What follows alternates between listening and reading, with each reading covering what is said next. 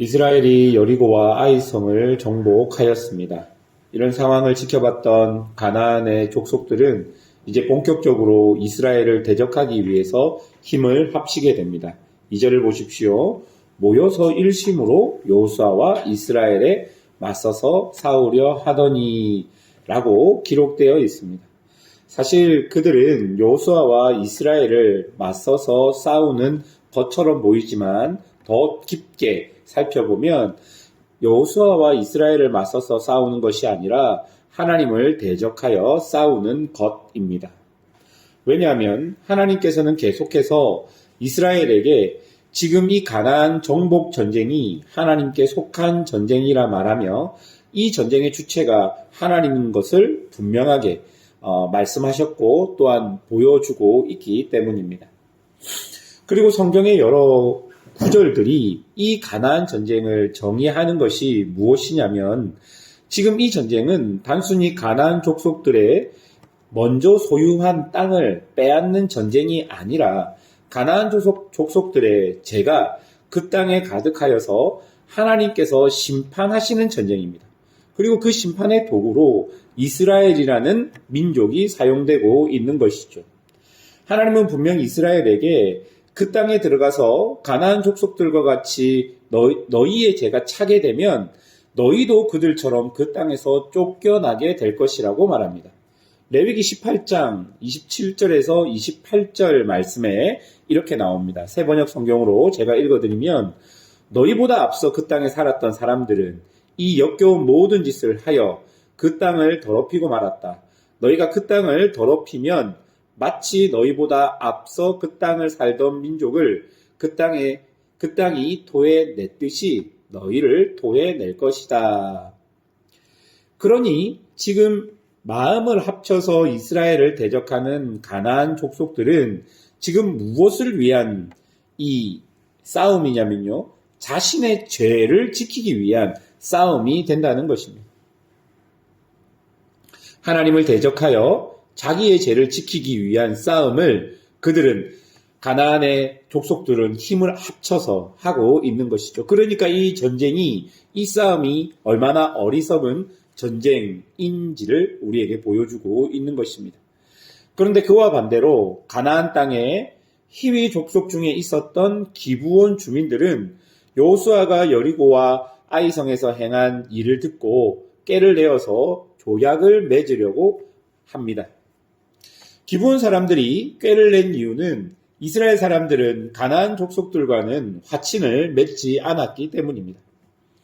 기브온 사람들이 이스라엘에게 요구했던 조약은요, 봉신 조약으로서 8절에 보면 우리는 당신의 종들이다 라고 말하는 것을 볼 수 있습니다.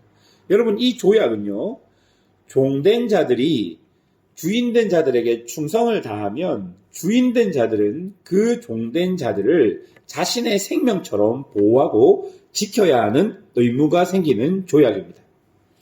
그러니까 만약에 이 조약이 체결되면 그 체결되는 순간 이스라엘은 기브온 사람들을 마치 자신의 민족을 보호하듯이 보호하고 지켜야 된다라는 것이죠. 이런 기브온 사람들의 그 속임, 꾀를 내어서 조약을 맺으려고 하는 모습을 긍정적으로도 부정적으로도 볼 수 있고 그렇게 해석될 수도 있다라고 이야기합니다. 하지만 많은 성경학자들이 이 기브온 사람들의 모습을 보면서 그 전에 여리고성에 있었던 라합과 비슷하다라고 말하는 것이 일반적입니다. 라합 역시 여리고에 소속된 이방인이었고 심판의 대상이었습니다. 그러나 라합은 하나님에 대한 소문을 듣고 이스라엘 백성들을 통해 역사하시는 하나님을 참신으로 여겼습니다.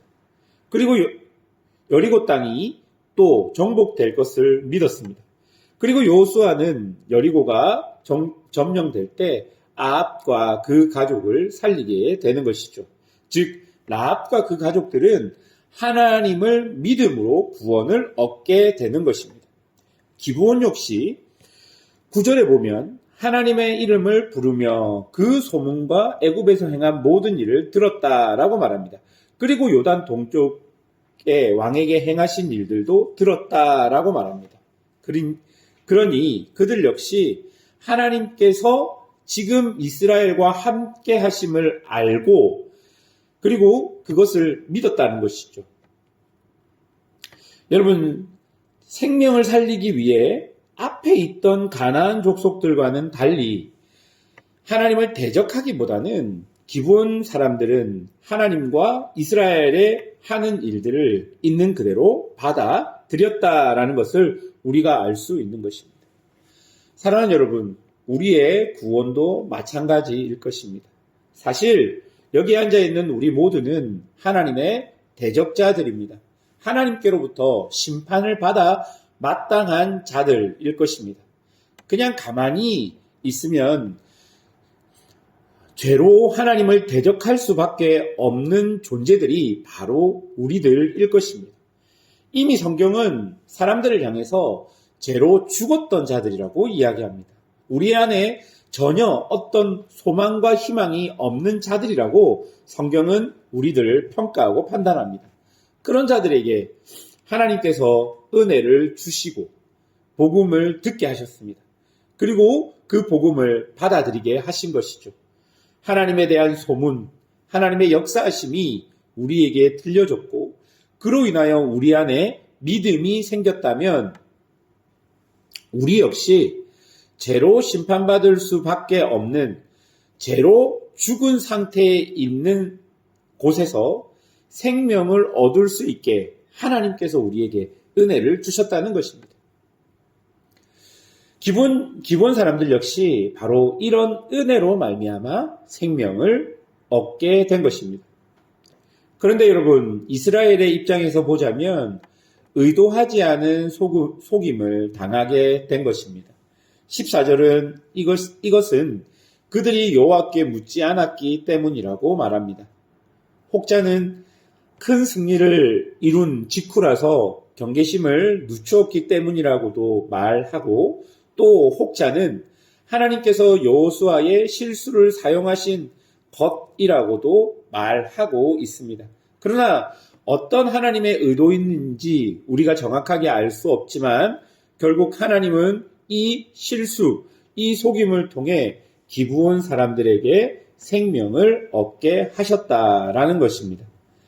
사랑하는 성도 여러분, 물론 우리가 살아가면서 하나님 앞에서 꼼꼼히 체크하며 기도하며 살아야겠지만 우리는 완전하고 완벽할 수 없는 존재입니다.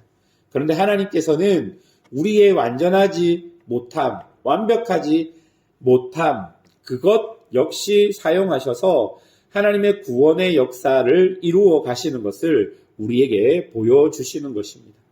하나님께서 이런 여호수아의 실수를 사실 묵인하셨습니다.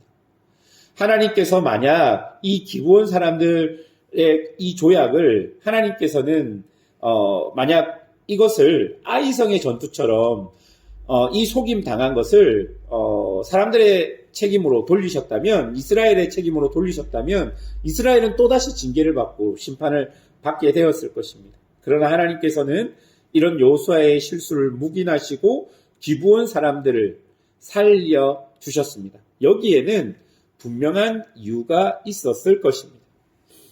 가나안 사람들이었지만 하나님을 인정하고 생명을 얻은 라합과 기브온 사람들, 또 그와 반대로 자신의 죄를 지키기 위해 힘을 합쳐서 하나님을 대적하는 사람들. 여러분, 우리는 어떤 모습인지 한번 이 말씀 앞에 곰곰이 자신의 모습을 돌아보고 생각해 보았으면 좋겠습니다. 그리고 부디 우리 역시 모든 상황에서 하나님을 인정하는 거룩한 성도들이 되시기를 주님의 이름으로 축원합니다. 함께 기도하겠습니다.